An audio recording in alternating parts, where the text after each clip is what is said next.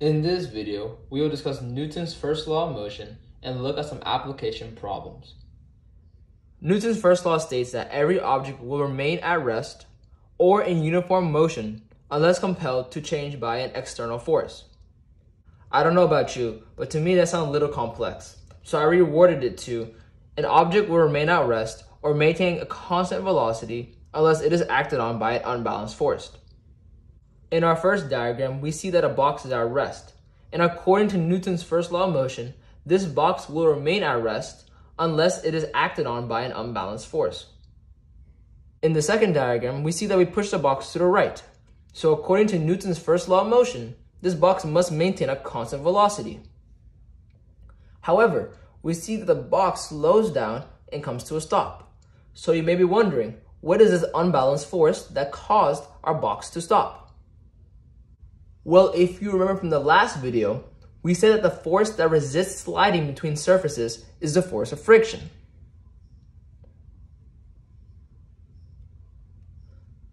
So in this case, the force of friction is the unbalanced force that caused our box to stop. But for the sake of argument, if this surface had no friction, then we would expect this box to continue traveling to the right. Now that we got that down, let's look at some application problems. For these three problems, let's determine if these situations adhere to Newton's first law of motion.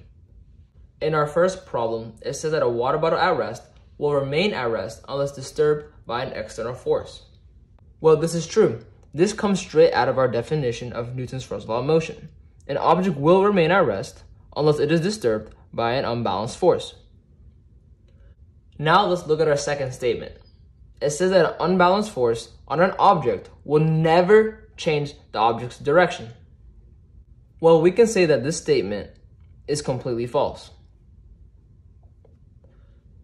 And the reason for that is because, let's say we had a box that was traveling to the right with a force of F. And the box encountered a force of greater magnitude and in the opposite direction. Well, then its total force will be going to the left. So we would expect the box to change its direction from right to left. For our third statement, it says that if the net total force on an object is 0, then its velocity will not change. This statement is true.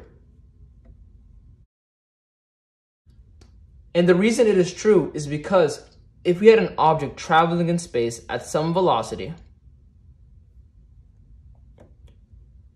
and no external force is acted on the object, then we can say that the object's velocity will not change. So in recap, in my own words, Newton's first law of motion says that an object will remain at rest or maintain a constant velocity unless acted by an unbalanced force. Thank you for watching this video and hope to see you next time.